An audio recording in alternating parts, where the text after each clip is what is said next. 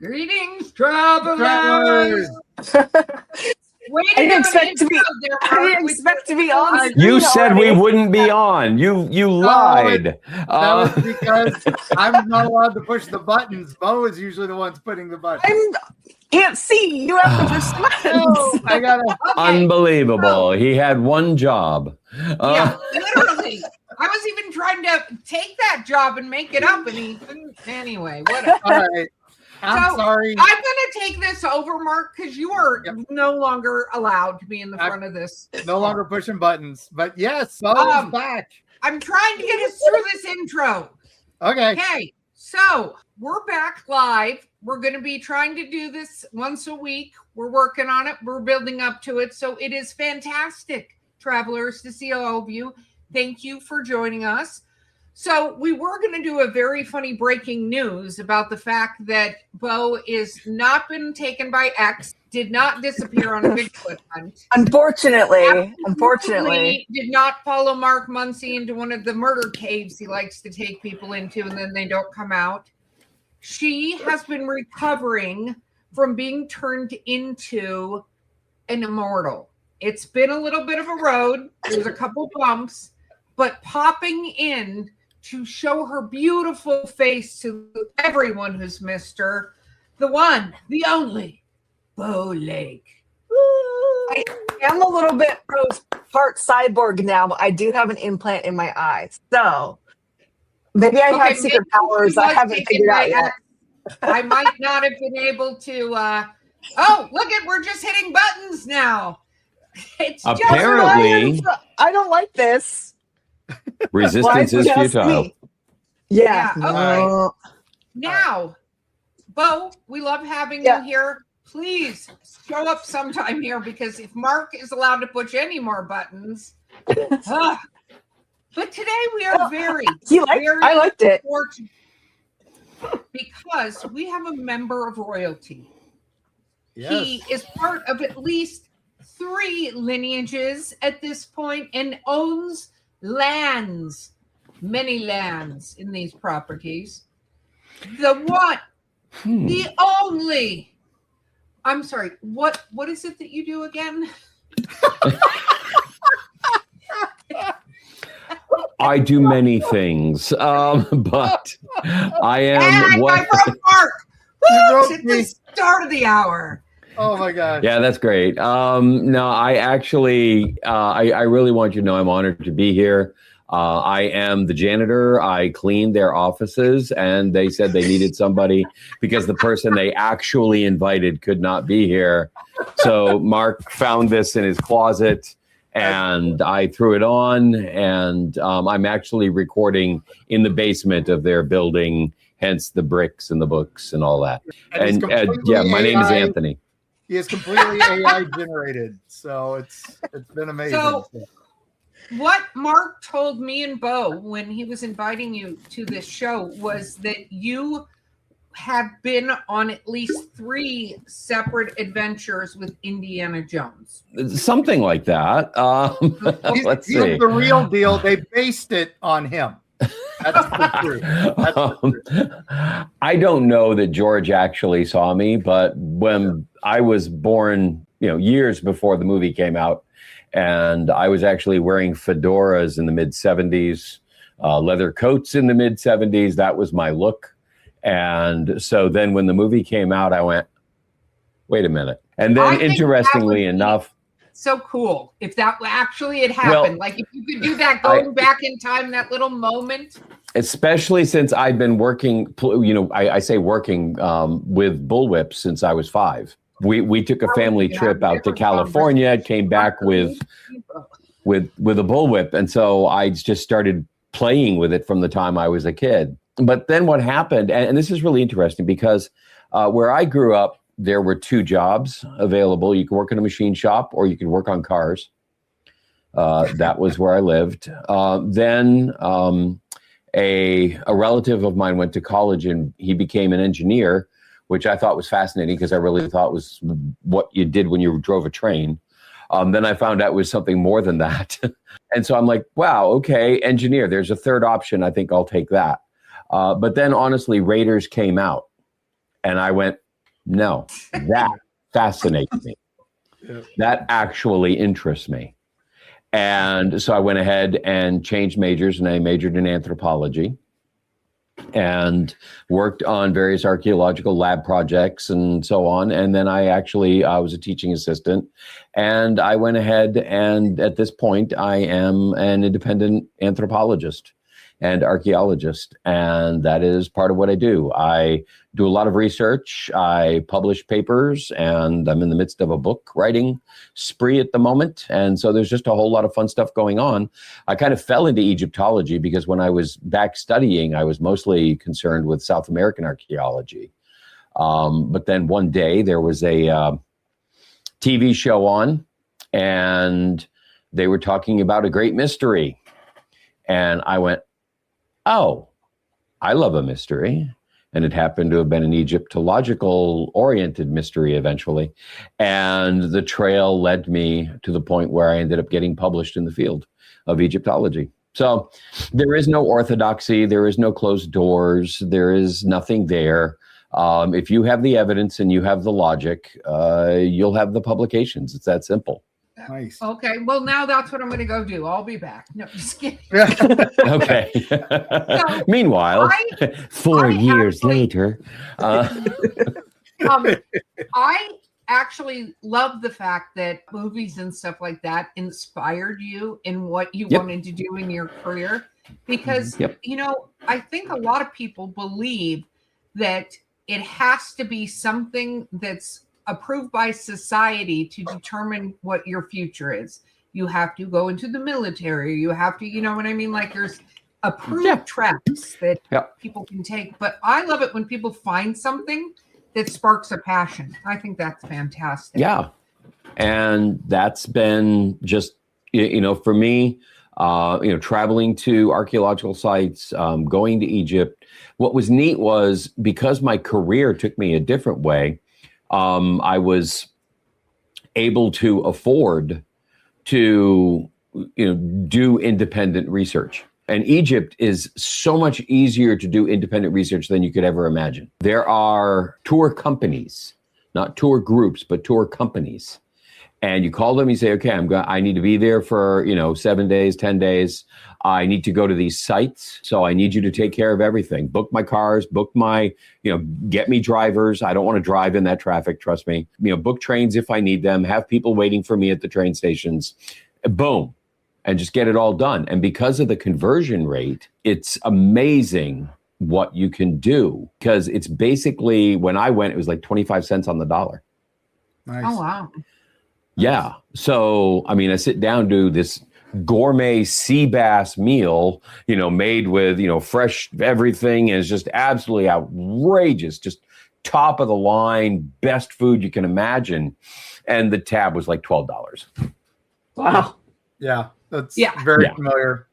Very familiar. Yep. When we did European travel, it was definitely, oh my gosh, that's this is nice. This is nice. I can eat like a king for $700 for the whole month. It was wonderful. So. Yeah. Yep. And the hotels, top of the line, beautiful hotels and everything for like $25 a night. It's crazy. And it's wonderful. And the people there are so friendly. They know that 40% of their economy comes from tourism. So when you go, they treat you like royalty. And it's just absolutely fantastic. So Egypt is an amazing place to do research. I got into places and did things and saw things and found things that I just never imagined that you could still do that. And I was off in the desert at one point. I'm in Saqqara, I think. Was it Saqqara? Yeah, I think it was Saqqara. And I just decided to wander out because I saw a mound out in the desert. And I'm like, I wonder. And so I just wandered out to it. And lo and behold, there's an opening. And so I just climbed down through the opening and everything. And I'm in a tomb. Uh-huh. And it's crazy because I'm going through the hallway and it's silent. You're out in the desert and there wasn't even any wind. It was just silence.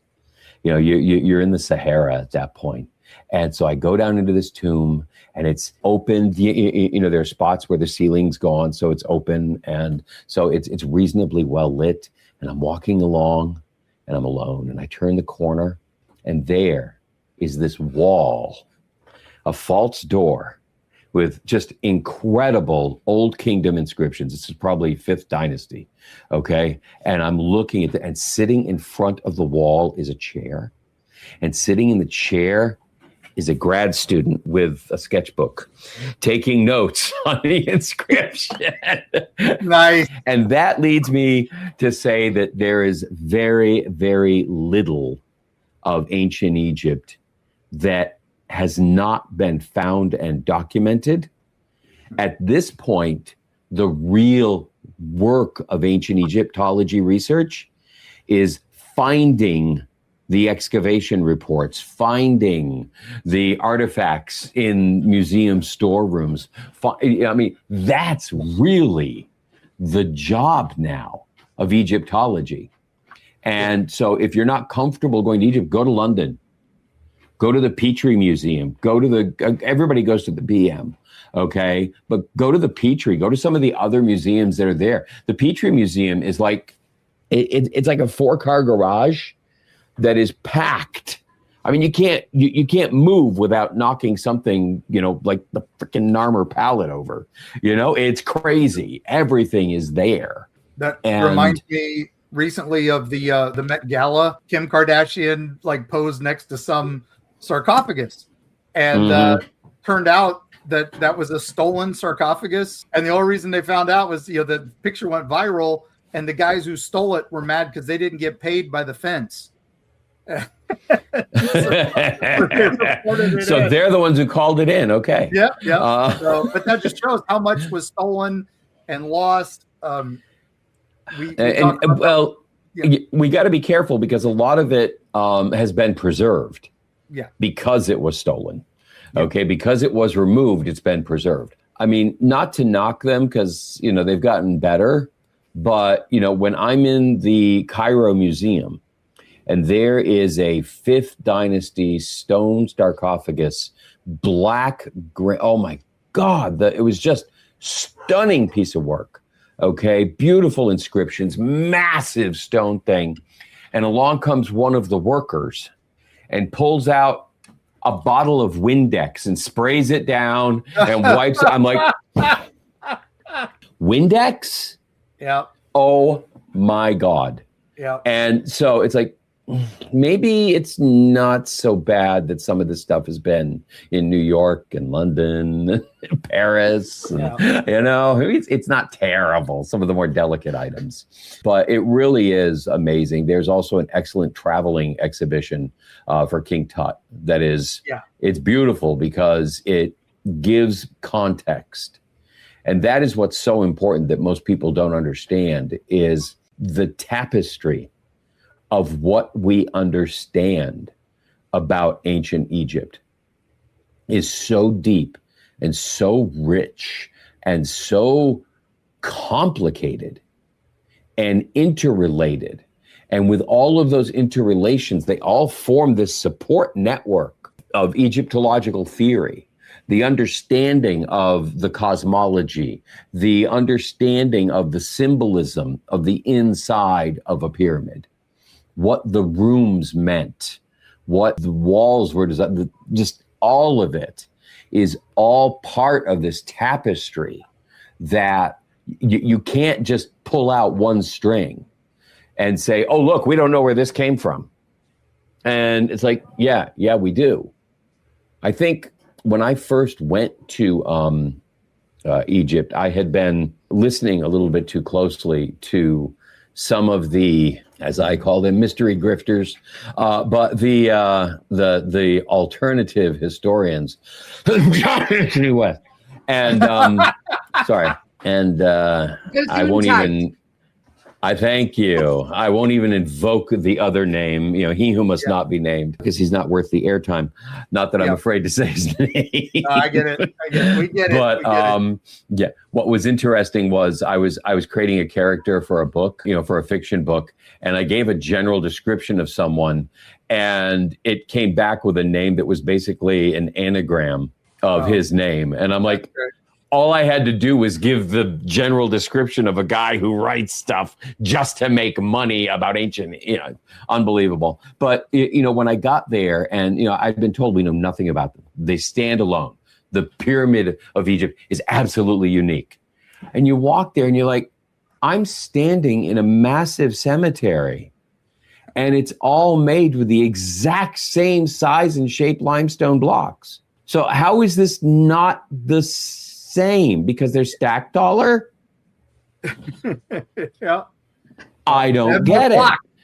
They have more space. They have more width. Ow, ow, don't you dare. I'm going to address that right now. Okay, you said slaves. You said whips. Okay, absolutely no one in ancient Egyptian history would ever have employed a single slave or harsh motivation device, aka whip, ever, because they were the inventors of karma. Oh, yeah.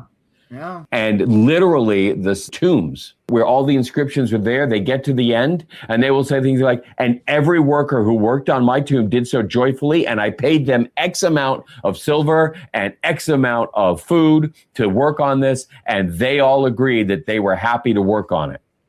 It's written right on the tomb. So there's no way anybody would have ever used a slave to build his tomb, because that negative energy would have been attached to the, as it came to be known later on, the House of a Million Years. That's kind of what your tomb was called, because you were there forever and you would never want that kind of energy imbued into the stonework, the carvings, the woodwork, any of it. So no, slaves are absolutely off the list. What do you think most people most often misunderstood about ancient Egypt besides that? Wow. Because that is funny, of course, and that was completely created by Cecil B. DeMille. Yeah. He put it in a movie in the 1920s, and that was it. Everybody thought it was real after that. I fell for it.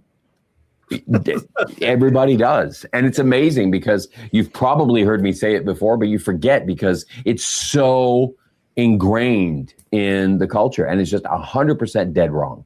The thing that if we go back to, pick one structure, I don't know, let's pick the Great Pyramid, as it's called, Khufu's Pyramid at Giza. What you are told is that it's made with 2.3 million blocks that weigh 2.5 tons apiece, that fit together with optical precision. Every word of that is wrong. First of all, it's not 2.3 million blocks. It's 3.97 million blocks. They start off very large at the bottom where they are, 2.5 tons, okay? But then as they get up to the top, so they start after the first layer, okay, they're like an average of about, 40 inches tall for each course. And each course is exactly the same height all the way through. So once you get beyond there, they drop down to where the top of the pyramid, they're only like 17 inches thick. So they're much smaller blocks. They just weigh, 400 or 500 pounds. So the higher you get up, the smaller the blocks get.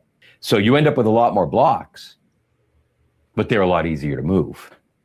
So that's just an engineering principle that we need to know. So now you have not only, because you have the same amount of mass and you have a vastly larger number of blocks, that drops the weight down from 5,000 pounds to about 1,700 pounds, average per block.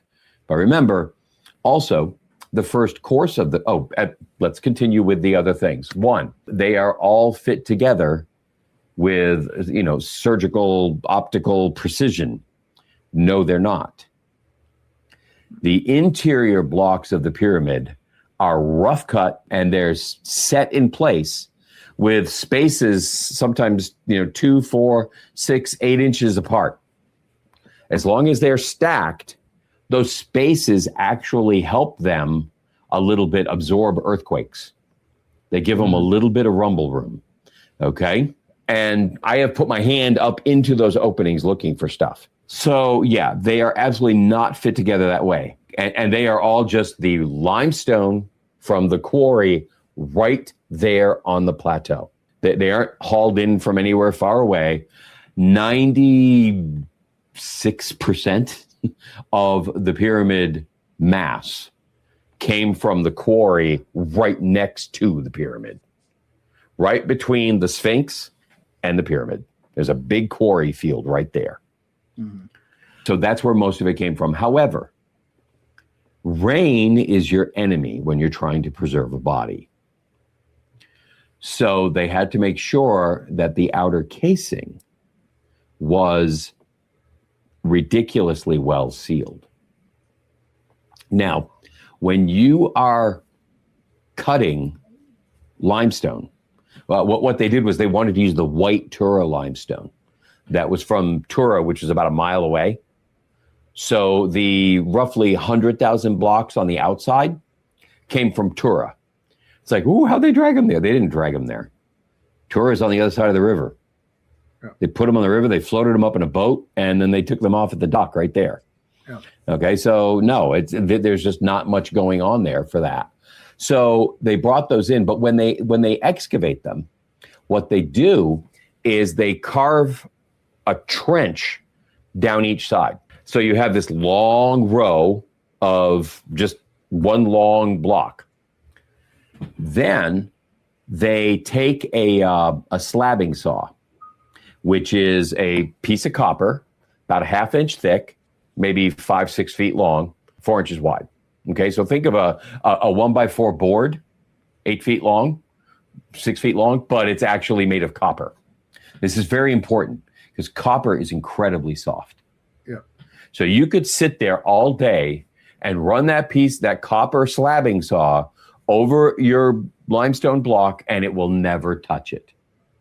It will just make it shiny underneath. The Sahara Desert has a rather unique property. What is the sand made of? Anybody know? No, Professor, we don't. You didn't raise your hand. 5 points from Gryffindor. Ruined it again. Well, here's the thing.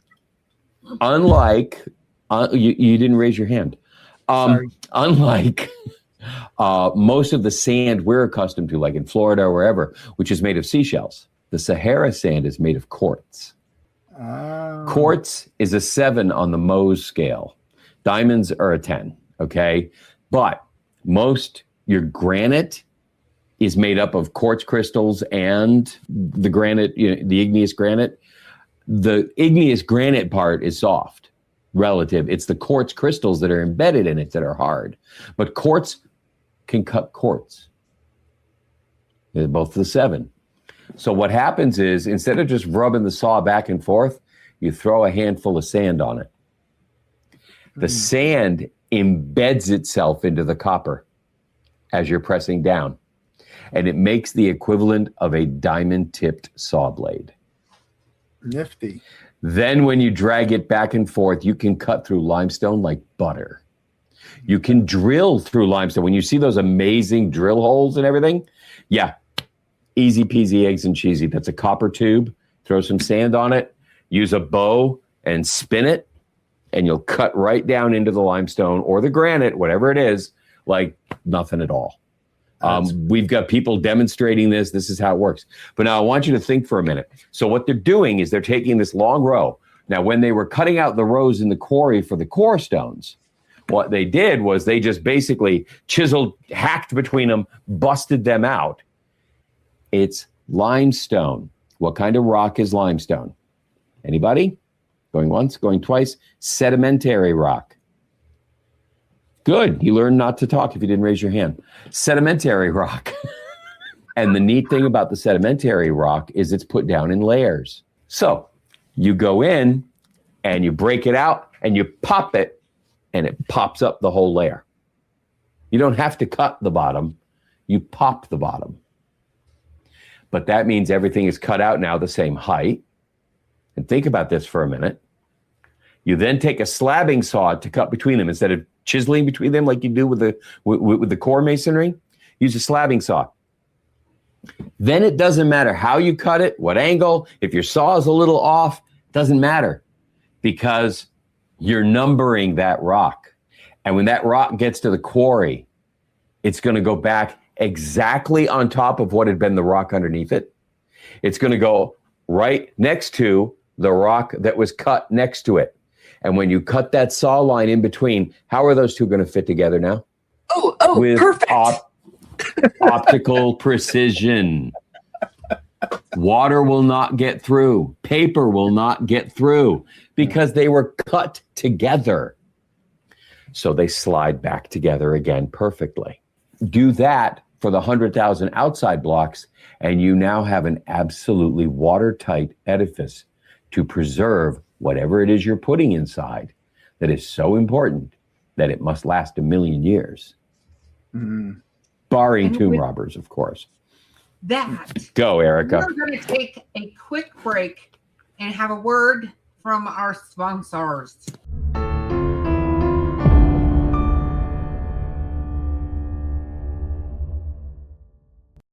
Destiny Beard, the lyrical soprano who will haunt your dreams.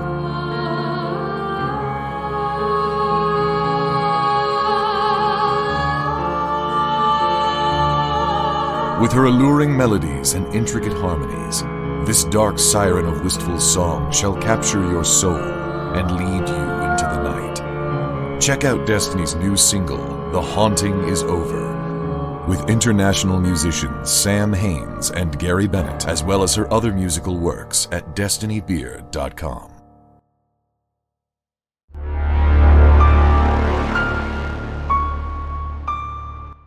Okay, I have a couple of questions. No, Mark didn't think it was a good idea. Yes, I'm going to do it anyway. All right. Question. What is the weirdest thing you happened upon when you thought the answer was something more simple or innocent? Like what started off as and ended up with like that? I think the Valley of the Kings as a whole. Okay. I was told that, because the pyramids were giant signs that said, rob me. And it kept happening. So 1,000 years later in the New Kingdom, or about 700 years later in the New Kingdom, they're like, okay, we got to do something different. So they went ahead and they moved the process to these underground tombs. And I'm like, okay. Now I'd crawled in the pyramids, and there are some really long, straight hallways, okay, that are, fairly boring, actually. And, so going through there, that's fine. When I went to look at the New Kingdom stuff, because I had been told the New Kingdom stuff was, nowhere near as magnificent as the Old Kingdom stuff. And the whole culture just devolved, which proved that it was, a much higher level of technology and everything earlier. When I went to the Valley of the Kings, the first thing that impressed me was all of those tombs are built under a single mountain. That mountain is shaped like a pyramid. And it's breathtaking to stand there because it's absolutely monstrous. And as you're standing underneath it, you realize you are looking at the largest pyramid in Egypt. And it's not Khufu's. It belongs to like 62 members of royalty from the New Kingdom. And when you go into those tombs, they are ridiculously complicated because unlike the Old Kingdom tombs, where they would dig down a little, dig a hole, dig a trench, and then cover it with blocks and build up on top, these things are dug straight into the solid mountainside. And going into those tombs, going down those stairways, seeing the fact that for centuries, people have been going in and out of these tombs. There's this one stairwell that everybody's like, oh, look, the rock is melted. There must have been some massive atomic explosion. And you stand there and you look at it like, no, it's worn down. Yeah. It's limestone, and it's worn down from literally millions of people walking on it over centuries. That happens in a lot of the Florida tourist stuff. We talk about Coral Castle. How did he build it? How did he build it? It was, coral, and that's why it's worn down in places. It wasn't that he used mystical energy to build it. It's coral. It doesn't last forever. Here we got a question from the audience. I want to hear about this one too. What's your opinion, Anthony? Says, I think we know how this film feels about ancient aliens. I want to hear more. Thank you, Jake. Okay. All right. No, that is serious. I have a very strong personal opinion, but I moderate it for polite audiences. Okay. I need everyone who's currently listening. I don't see any polite people. Friend or family member. Because you're not talking about us. No, I appreciate that. I was originally drawn to the alternate side. Mm-hmm. Okay. I made my discovery and I wasn't sure how to talk about it, how to get it published. So I went and I grabbed books at Barnes and Noble. And so you can imagine the books that I found at Barnes and Noble. Everything from Chariots of the Gods to whatever you want to call it. Finger hut of the deities, whatever. And I went ahead and I figured, I'll never make my way in. And so I tried to befriend these people and I defended them. And there was a group of individuals that were debating online in an old, chat room thing that we had. It used to be called the Hall of Ma'at. And it's still out there and it's still operational. And I still think I hold the record for the largest number of posts. That's great. Yeah. They lost like half the archive and I'm still listed as having 52,000 posts. But the point was, I then started to discover that some of the things didn't add up. And as soon as I did, I started, asking, what's his name?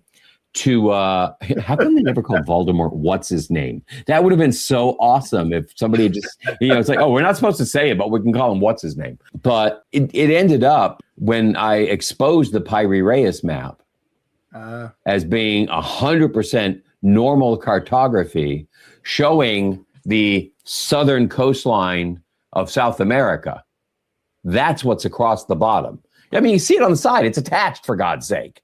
Yeah. Okay. But you have to put that measurement in using the Mercator, starbursts.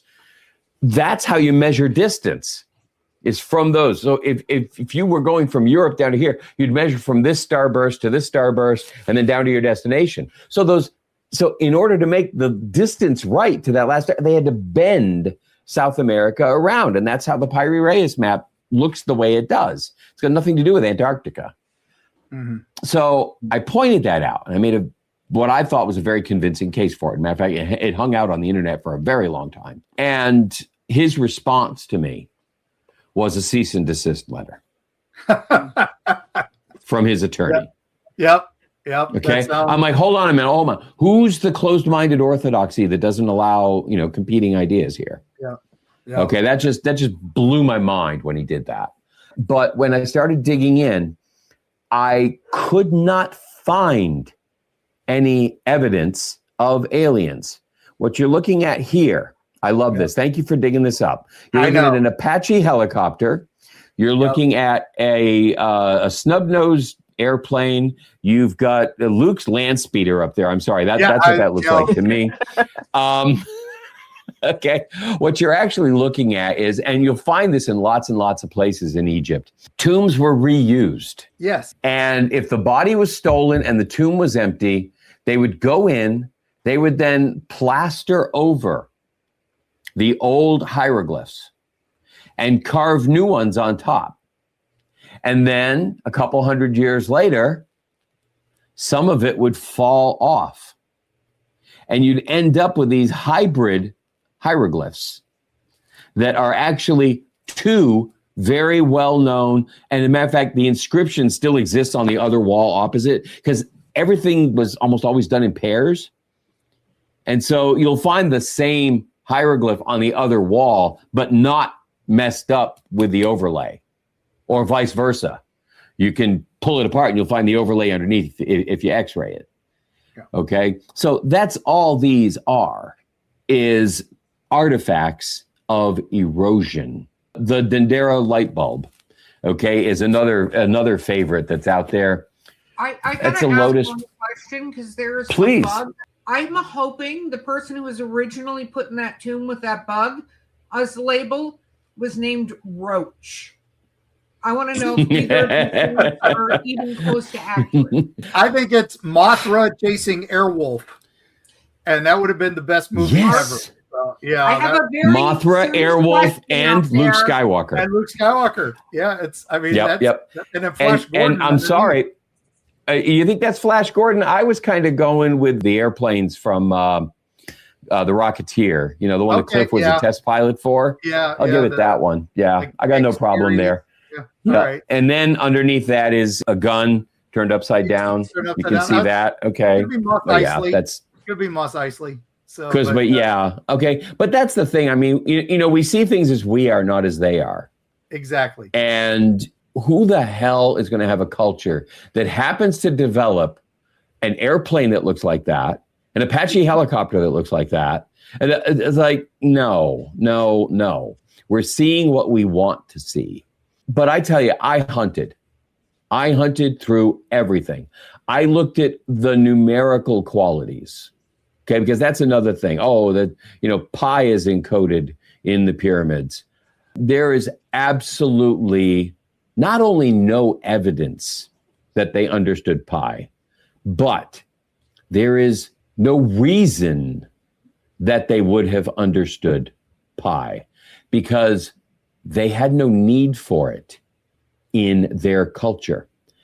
The way Egyptians did math was based on the Nile. This is really wild, okay? Because every year the Nile floods and deposits rich black silt on the lowlands. Then it recedes and leaves this amazing farmland, because the silt is just so nutrient rich. It's been brought all the way down, okay, because it's the other direction. It's coming from the south, but it's brought down into Egypt and deposited all through the farmland there. And what that gives you is a problem every year, because your property line markers are gone. You have basically a hurricane flood come through every year. You're talking water 10, 15, 30 feet deep. Okay. And so when it's done, everything you had out there is gone. There might be some markers. Okay. And that's what they relied on. And so their first technology that we would really recognize when you're not just doing basic stonework and agriculture was surveying. And the way they surveyed was very simple. It was all straight lines. And your taxes were based on the area of land that they surveyed for you and assigned to you. You know, you were supposed to have 112 hectares, okay? And so they would measure you out 112 hectares, and that's what you would farm every year. Your line might move a little bit every year, but that's what you were told to farm. And so they became experts at calculating area on a grid. So when we find the first examples of how they calculate the area of a circle, we find in their mathematical text, and I've got a book on it right here, How to Do Math in the Old Kingdom, somewhere around here, mathematics in the time of whatever, it's back here. But what we find is they've got a 10 by 10 grid, okay? And the circle, if you count up, it comes to like 81 100ths of the interior. So that was their formula for calculating a circle. And it made sense because their whole thinking process about math was based on squares, not on circles. Circles didn't really exist for them naturally. They didn't have any use for them. Interestingly, if you think about the way the mind works, you think about how the Inuit only see in like 6 colors or something like that. However, they have 43 different words for snow. The Yanomamo of South America, when we first encountered them, mathematical systems, you think math is math. Everybody does math. You know, pi is 3.14159. Okay, phi is 1.618. You know, you get, this is just the way it is. That's all there is. The Yanomamo of South America have a counting system based on their culture. They are hunter-gatherers. They are nomadic. They are tribal. Their number system consists of the number 1, the number 2, and the number more than 2. How did they get pi? They didn't even have a name for anything over 3. Okay? I mean, how did they? No. They had intonation. So if you said more than 2 or you said more than 2, that was how they delineated between 3 or 4 and 30 or 40. Wow. But they wouldn't see things that they had to count. So it's the same thing with ancient Egypt. There was no need for pi or phi or any of those things in their system. So, all right, we have another question coming in. What was that? Yeah, no, how dare you make me think about math, though? Mark interrupted by asking a traveler's question. So now here's my other question. Go ahead. I want to know something that you found that you would not have ever thought you would find. I'm a little nervous telling this story on the air. You are blushing so badly right now. Oh, boy. Now we all need to know. It was Cleopatra's knickers, right?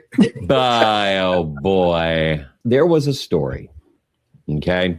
William Flinders Petrie was my hero.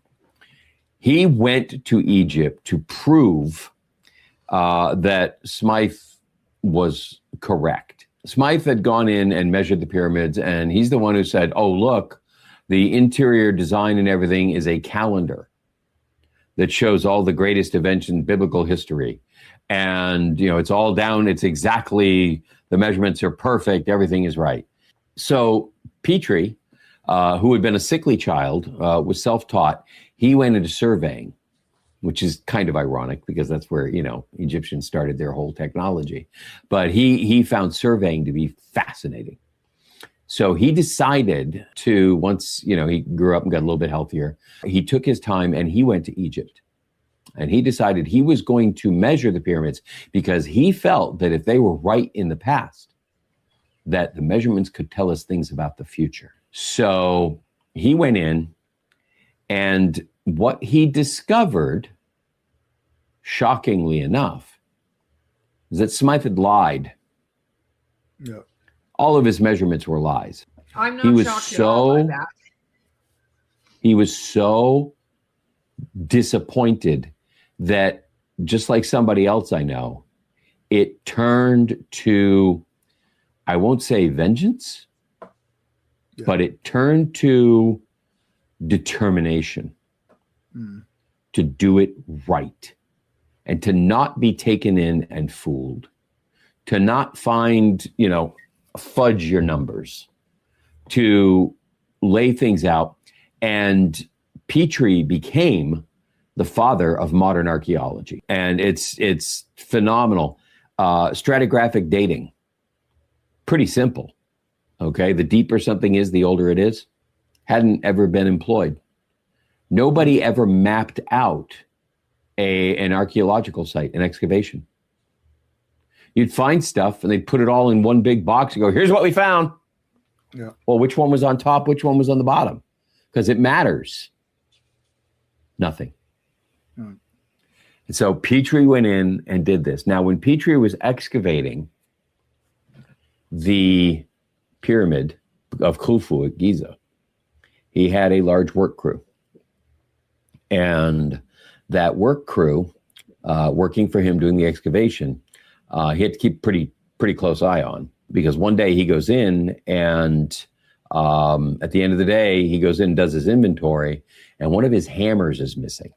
Okay. And he's like, oh, hammers are not easy to come by. Okay, these little, the geologist hammers with the, the point on the back and the square on the front. And it was hard to get those. So he was, in a word, pissed. So he closed off the pyramid and he said, none of you are going back to work until I get my hammer back. And one day goes by, nobody brings him his hammer back. Now, at this point, they're losing basically more money than the value of the hammer. 2 days go by, no hammer. 3 days go by, no hammer. Day 4, someone gives him a hammer, not the hammer. Right. A hammer. So he allows them to go back to work. You guys love mysteries. Why couldn't he have his hammer back? Because they didn't have it. It was inside the pyramid. Bingo. Yeah. It had been hidden inside the pyramid. Yeah. Yeah. So when would they take it out?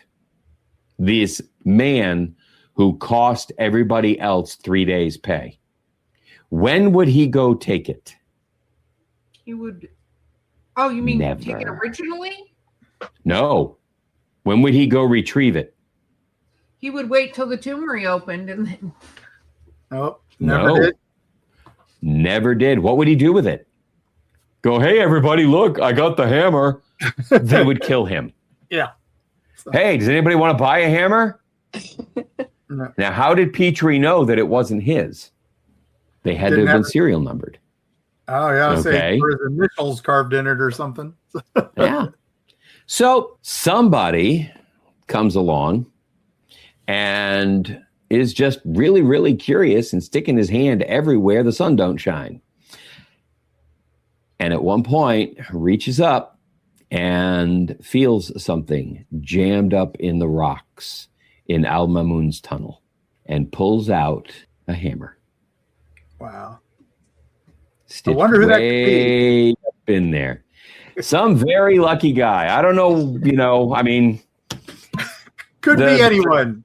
2 guys that, were supposed to be watching the tunnel, they were, very happy with, 20 pounds each. But the man who found it rhymed with Anthony Sakovich, but no, actually, not at all. This was a fictional story that I tell because it sounds really, really cool. But this is the kind of thing that just it ties a circle, okay? Because I'll tell you what, I'm going to make a little announcement here just for the halibut. Upcoming book, okay, that I've got coming out, more papers coming out. But the fact of the matter is, you brought up Coral Castle. Ed Leeds Scalman told everybody how he built it. Yep. He said, quote, I know the secrets of weights and leverage, and I know how the pyramids of Egypt were built. Yep. That's how a little 5 foot tall person could move these 30-ton stones. 5'2", 30-ton stones, because he knew how to do it. Yep. And that is a circle that will be explained in the book, which I hope to have out by the end of the year. Everybody keep an eye out for that one. This is not a book tour. No, it's self-promotion. We're all about that. So. No. Oh, yeah, but this is... definitely are, Mark. Yes. I have, before we get to the end, I do have one big question. Oh, go. Egyptian curses in the tombs, real or not real? Not exactly real. The importance of respecting the dead was It's one of those things where if you revere the law, you are part of the culture, you understand it. But if for any reason you were, outside it, just part of society that wasn't actually included or clued in, it would just be really bad to do that to someone, because death is only the beginning. Death was just a phase. Nothing changed. When you went to a tomb, one of the most common things you find in these tombs are ostracons. An ostracon is a piece of broken clay pottery with a note in hieratic, usually written to the tomb owner. It's not the deceased. It's not. So it's hard to even call them tombs. That house of a million years is really they're perma homes. And people would go there and say, Dad, I'm having trouble with my oldest son. He's being a dick and he crashed the car. And so, can you intercede with him? Can you help? Can you talk to him? And you'd find the notes like that. And there's conversations going on with the deceased in these places. So to go in there and destroy one was like shooting someone's family member right in front of them. Okay, that kind of harm. The value was, why do we not find mummies? Okay, in any of these tombs? The answer is very simple. Because part of the belief system was that these people were going to be buried forever. And so they would wear their sacred Heka magic jewelry close to the body. And it would be inside the wrappings. And the wrappings were then sealed with this bitumen pitch, okay, which is, becomes just solid, but extremely flammable. Mm-hmm. How do you get the jewels out? You're a tomb robber. Solve the problem. Problem solved. That's why they found, I think, like a foot and an arm bone that was probably the king in Sneferu's pyramid, the Red Pyramid, which was the immediate predecessor to Khufu's pyramid at Giza. It's his dad's pyramid. They found the body parts in there, burned. So there's explanations for all of it, but you have to understand, you got to dig much deeper into the culture. Do not try to jump around the world. If you want answers about Egypt, dig into Egypt. Dig all the way down until you can find nothing else, or you find something that doesn't make sense. If it doesn't make sense, dig. My first paper that got published was about the shafts, the little shafts that come up and out of the chambers. And I had to dig into those. And when I did, I went, oh, crap, the answer's right here. How did nobody see this? And that's what got me. I started digging. And I started contacting people around the world going, have you ever thought of it this way? And they're like, oh, my God, no. Holy crap. Write it up. And I did. And James Allen, speaking of the Met, okay, I was at a Met function, and it turns out James Allen is the leading expert in the world on Egyptian cosmology. Okay, and cosmography. He literally wrote the books on it. And it turns out he was one of the reviewers on my paper. Nice. And we bumped into each other at the Met. And we're talking. And I said, so honestly, now that it's out, it's published, what do you think? And he said, it is at least as good as any other theory out there that has explained the shafts to date. Nice. He wouldn't say it's the best one, but he would say it's at least as good as. And that's as close as he would come to endorsing it. Okay. But wow, what a compliment. And I was a nobody from Florida who had an idea. And that's where it all started. And I just kept digging. And it's so much easier to dig now. Oh my God, the internet. I have been hunting for the name, the symbol for a specific hieroglyph for 10 years. And finally, using AI and some luck, okay, from a friend on the internet, okay, contacting me, boom, I finally got what I've been looking for no, actually, it's been 20 years. Okay, I finally have it. Now I can finally publish this paper. Well, that's it. That's amazing. Okay. We are now okay. Now, do you mind if I try to get a word in edgewise? Bo, can you please shut up? I cannot stop talking.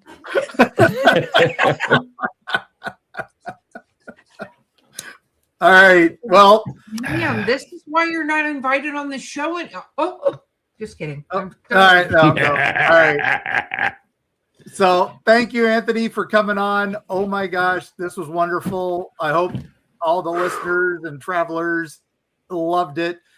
You said some ideas for tours. We will try to find some, put them in the links in the show notes. Yeah, I'll see what I can find. Also, I'm starting a website and podcast called the Egyptology Papers, because I think the actual Egyptology does not get anywhere near enough airtime. And so I'm starting a podcast that actually breaks down and explains what we actually do know about ancient Egypt. And I want to make it understandable and palatable, and enjoyable to listen to. So that's something else I'm working on. Well, don't invite Bo. We know she takes it all the time. Yeah, I know. I've just been listening and internalizing, and then I had to think about math for a while there, and my brain short-circuited. Yeah. Well, you know what? Now that you have an implant, having your brain short circuit is very dangerous. Yeah, I had to force restart myself. I was blue screened for a while. Oh, well, thank you very much for having me. This was fantastic. Anthony, it's always great to work with you, Mark. Erica, love you. We should I swear we've met. Maybe at a show somewhere. I don't know. You're in Western North Carolina now, so it could happen. You guys are all real close now. And when you don't admit that it's called stalking, Anthony, it's very disappointing. I've been working at this for years now. Okay. Anthony, I'm not going to admit to it. That's a crime. He can't admit to a crime on air. Can't admit to it on public. But Anthony and I do team up on Parageeks on Area 52 TV. Definitely, we do that on Thursdays, although sometimes Wednesdays, sometimes Tuesdays, whatever we feel like. Any day, apparently. Yeah, apparently. I think the really fun thing about, the way Mark and I work is we want to believe. Yeah. But we're not going to be fooled. It's that simple. Yeah, skepticism, healthy skepticism. Well, let me just tell you about Mark's current he's just pissing off every group imagiable.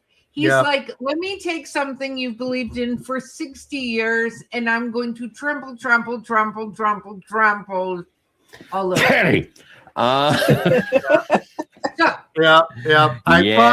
a thing. We've been debunking, and it's not the best.